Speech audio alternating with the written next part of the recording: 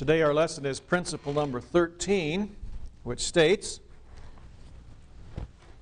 a constitution should be structured to permanently protect the people from the human frailties of their rulers.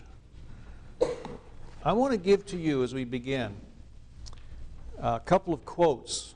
These are from two senators who were very powerful in their day in the U.S. Senate. And you won't find these quotes in your book, but I'll put them on the screen here, and you don't really have to write them down because they're lengthy quotes.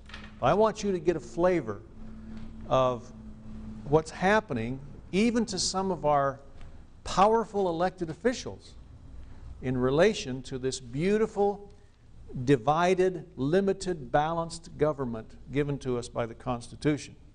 And our first quote will be from Senator Joseph Clark of Pennsylvania. Now, this is a number of years ago. He's no longer in the Senate, but his philosophy is,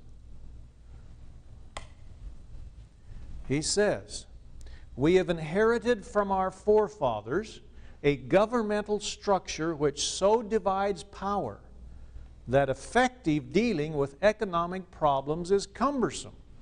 I'll pause there. What does he mean? From our forefathers, a governmental structure which divides power. What's he talking about?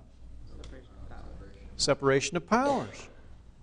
In other words, as we've spoken before, the founders didn't want all the power to congregate into one person.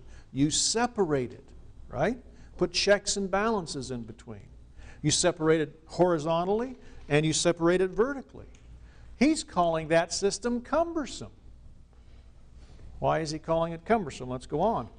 Of course, inaction, well, cumbersome because it's hard to get things done.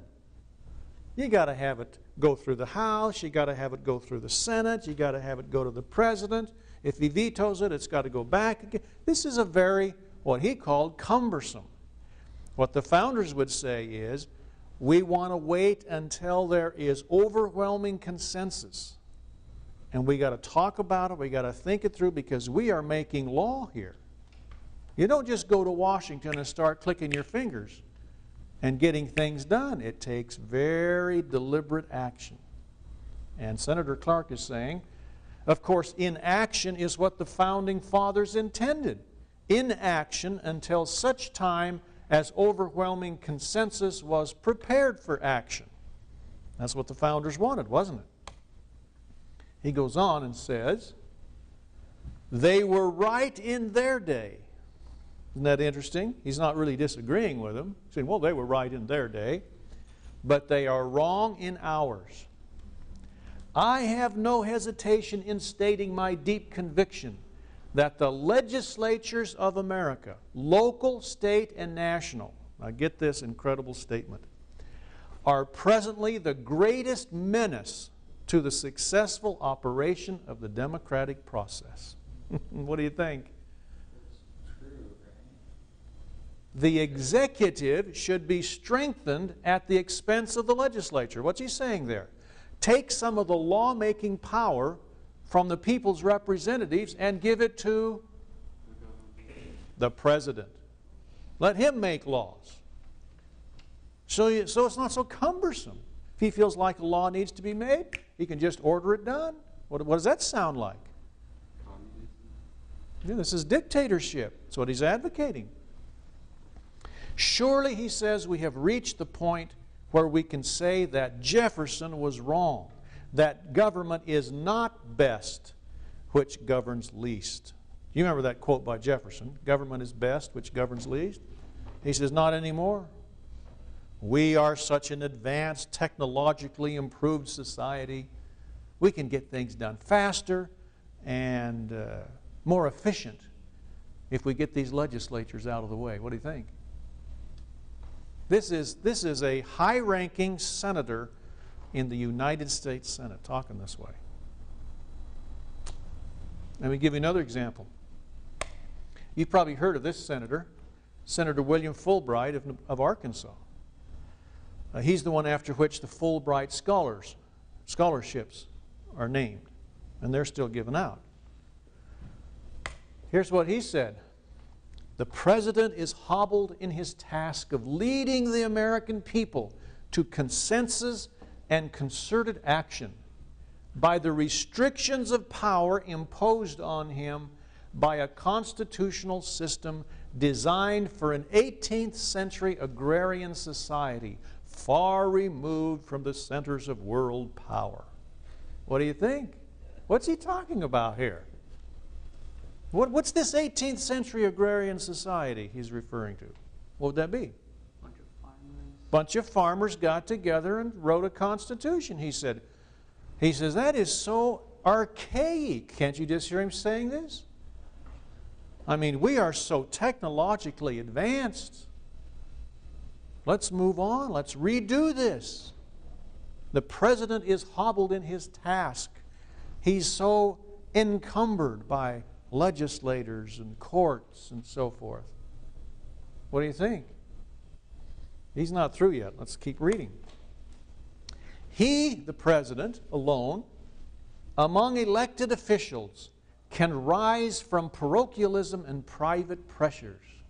In other words, he believes the President can just rise above all the special interests and do what's right for Americans every time with every decree. What do you think? Let's go on. He alone, in his role as teacher and moral leader, can hope to overcome the excesses of and inadequacies of a public opinion that is all too often ignorant of the needs, the dangers, and the opportunities of our foreign relations. Oh, he expects the President to be something else, doesn't he? Doesn't need any legislatures messing up the works. Just have the President make his. He's so all-knowing. Isn't that what he's kind of referring to? And then he says, it is imperative that we break out of the intellectual confines of cherished and traditional beliefs and open our minds to the possibility that basic changes in our system may be essential to meet the requirement of the 20th century. What do you think? Oh, this is almost what? This is almost treason against the Constitution. And as a matter of fact, with this kind of a philosophy, these people and their followers actually wrote a new Constitution for America based on these concepts they're espousing. 1974. We have a copy of it. It's a pretty interesting document. It gives a lot of power to the President. A lot more than I think you'd want him to. Certainly a lot more than the founders would want him to have. So there's just a little flavor of people who really, and I suppose sincerely, want to change our system. They want to be able to go to Washington and say, I think this is what we need, snap their fingers, and poof, it's done. See, that's not the way the founders intended. We are making law which will apply to all the people. We need to be very deliberate, very careful, and make sure there's no special interest activity in these laws. Nobody's being bought off. Okay? So I ask you this question. Who did the founders trust? That's kind of an interesting question. Who did they trust? Let's read some quotes here. We're on page 164. This is Hamilton, top of 164.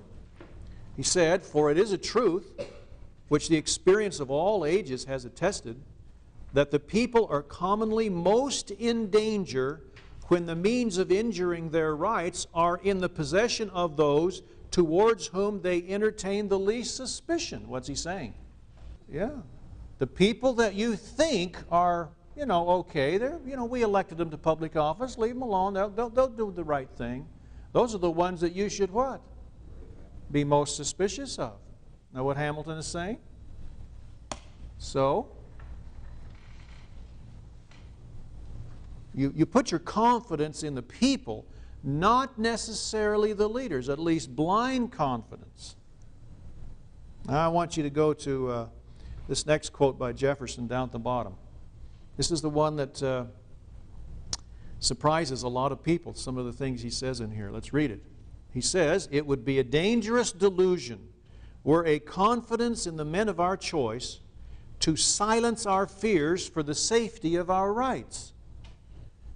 That confidence is everywhere the parent of despotism." What's the parent of despotism? Just kind of forgetting about our leaders, not watching them, not holding them accountable, thinking that, well, they must be good because they're our leaders. That will lead you to despotism. Isn't that what he says?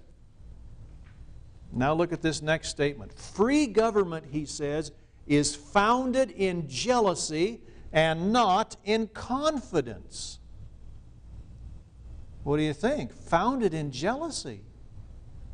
Let me ask you this question. Is it good to be jealous? See, we've kind of grown up thinking jealousy is bad. What's he talking about? We must be jealous of what? Our freedoms, our rights. And if somebody tries to take them, we should be right there. So I ask you, is jealousy okay? In that meaning, it absolutely is. Perhaps that gives a little more meaning to the Old Testament declaration. I am a jealous God. In other words, what's he saying? Don't attribute my creations to some rock or some tree. Give credit where credit is due here. See that? That's okay.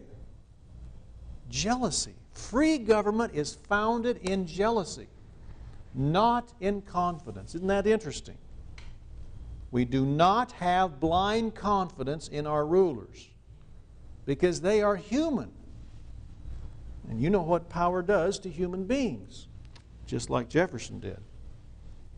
Okay, let's go on here. He says, it is jealousy and not confidence which prescribes limited constitutions to bind down those whom we are obliged to trust with power, that our Constitution has accordingly fixed the limits to which and no farther our confidence may go. We have confidence only to a certain extent in our leaders. And then look at the next paragraph. He says, and these words in caps you need to have memorized. This is classic Jeffersonian doctrine here. In questions of power, then, let no more be said of confidence in men, but bind him down from mischief by the chains of the Constitution. What are the chains of the Constitution? What's he saying here? Checks and balances, separation of powers, limitation of powers, very defined powers we've delegated to the federal government. All of those and other things, as we'll learn later, are the chains of the Constitution. Do you remember, folks, that in a previous lesson we talked about the spectrum and the fact that most nations in the world vibrate between both ends of that spectrum. And what was the Founding Fathers' desire? They wanted to create a government which was where? In the balanced center of the spectrum. And once they created it, they wanted to make it impossible for it to what? To move. Well, how do you make something impossible to move? You bind it down, you chain it down, you nail it down. And that's what Jefferson's talking about. The chains of the Constitution held it so tightly to that balanced center that it would not move. It would stay in that proper position where you would have just enough government to protect the rights of the people, but not too much to oppress the people. What happens if you break the chains? It would most likely go which direction? You know human nature. You give them a little power, what will they do with it? Over time. They'll want a lot more. So all of a sudden, this government starts moving more and more and more towards tyranny. Do you understand that? And the founders said the only thing that will keep it here is these chains that we've put around the Constitution.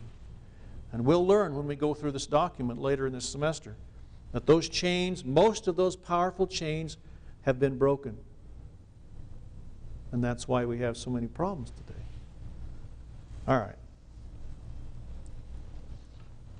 Is there ever a time when you can have confidence, total confidence in a leader? Let me ask you that question. When would that be? If we were to be ruled by angels, you wouldn't have to worry about it, would you? Some people would say, if our leader was chosen by the Creator, you have a little more confidence in him. Right? But who chooses our leaders? The people. So the people better be very watchful. Isn't that interesting? So there probably are situations where you'd have a lot more confidence, even blind confidence in a leader, but not in our government according to the founders. See if you agree with how Washington now defined government, top of page 165. He said, well, let's read it. 165, top of the page. Government is not reason. It is not eloquence. It is force. Like fire, it is a dangerous servant and a fearful master. Somebody in government going to plead with you to do certain things? Are they going to plead with you to obey certain dictates? No. You don't obey, you get punished. This is force. This is not some nice, let's sit down and reason together, and if you wanted, if I can convince you of it, that would be fine. Oh no. Washington said this is force, and you better be very careful who you put in position to use that force, because it affects people's lives, their property, their liberty. Great quote. Okay? Now, the founders had an interesting challenge. Do you remember in the Articles of Confederation, it was really too weak, wasn't it? They needed to strengthen it. Why was it too weak? Well, you had no executive, you had no power to tax, you had no power to enforce any decrees. This was a very weak government. They finally decided that they had to create a government with more energy. In other words, if you'll look at page 165, this is Madison. He says, it may be a reflection on human nature that such devices as constitutional change should be necessary to control the abuses of government.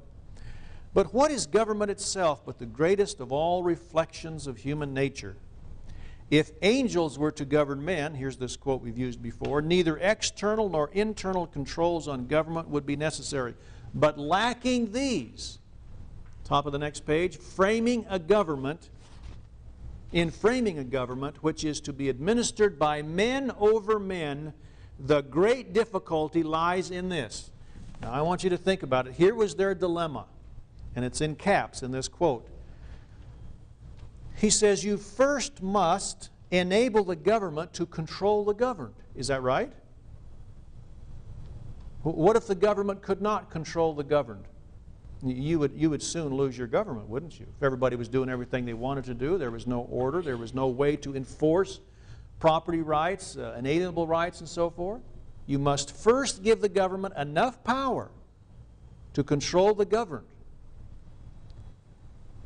And in the next place, in other words, secondly, oblige it to control itself. So that what? So that it doesn't get out of hand and grow and grow and grow and become oppressive on the people. Isn't that an interesting challenge? It's the founders' challenge. How do you make it strong enough and keep it at that right balance so that it doesn't grow too big? Would you have liked to have done that? Boy, that's an incredible, and it didn't happen overnight, and it didn't happen in their first time. The Articles of Confederation, it was a little weak. They had to strengthen it. Okay. So secondly, the government must control itself. So I submit to you, my friends, that this is really the genius of the Constitution. And it's the reason that the Constitution will never become obsolete, because it deals with what? What have we been talking about here? It really, that's correct, it really deals with something that never changes.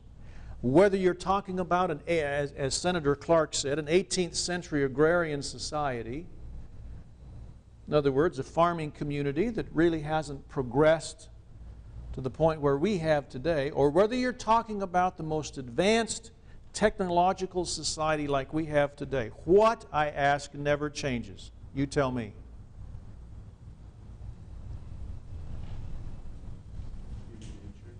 Human nature.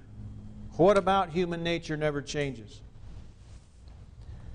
The fact that you give someone a little authority, and usually, if you leave them unchecked and unguarded, and if you're not jealous of your rights, they will begin to what? Over time. Immediately begin to exercise unrighteous dominion. Isn't that our experience? I would say 95% of all politicians. They may go to Washington with all good intent. You leave them there long enough and give them too much power, it will corrupt them. You believe that? That's what's happened. Shown by experience. How does corruption happen? Does it happen overnight? No. How does it happen? Let's look at this quote here by Madison. Near the bottom of the page, he says, 166, he says, "I believe there are more instances of the abridgment of freedom of the people by gradual and silent encroachments of those in power than by violent and sudden usurpations. This danger ought to be wisely guarded against." You remember the story of the frog in the water. Gradually turn up the temperature, no problem. But you put him in a hot boiling water, what's going to happen? He's going to do something to get out of there. What's happening to us? The encroachments on our liberty are so gradual, over several generations, we hardly know it. And I submit to you young people that your generation, and my generation too, are so used to these encroachments, they don't even look like encroachments, do they? It's just kind of the way it's supposed to be, isn't it? Well, it's not the founder's formula, what's happening today. So, what are we supposed to do? Put this up here. Abuse usually occurs gradually. If it occurred suddenly, we'd all know it. We could do something about it. Let's end now with the quote by Madison, down at the bottom of 166 and top of the next page. He says this: "It is proper to take alarm at the first experiment on our liberties. We hold this prudent jealousy to be the first duty of citizens and one of the noblest characteristics of the late Revolution. The freemen of America did not wait till usurped power had strengthened itself by exercise and entangled the question in precedent." What is he talking about here? If the government decrees something, or a court decrees something, or a legislator passes something, you should not say what? Well, it probably doesn't hurt that much. What should you do? Not wait until it's gone on for so long that it's, how does he say it? Entangled the question in precedent, where all of a sudden you'll say, well, that's what we've always done, isn't it? No, it's not what we've always done. But nobody's yelling fire. Nobody yelled fire when it first happened, or not enough people to do something about it. So he says they saw the consequences of government abuses in the principle. Doesn't matter, may have been just a little thing, but if it violated the principle, He's saying the freemen of America, the founders, said, wait a minute, that may be a small thing, but it violates a principle. And it just as well could have been a big thing if it violates a principle. Do you see that? That's the challenge. And they avoided the consequences by denying the principle on which the abuses were based. We revere this lesson too much to forget it. So I ask you the question, when must we take action? How does he say it? On the first experiment on our liberties. And that's what the founders expect us to do. When you see a problem, big or small, that's when we should start saying, hey, wait a minute. Even though some will say, hey, it's no big deal, let it go. Oh yeah, because of the laziness of the people. So, as we said at the beginning, the Founding Fathers said, we want to structure our Constitution so that the human nature is taken into account of leaders. And we can hold our leaders accountable when they violate principles, even the smallest principle, because we know what they'll do if we let them go. Thank you very much for the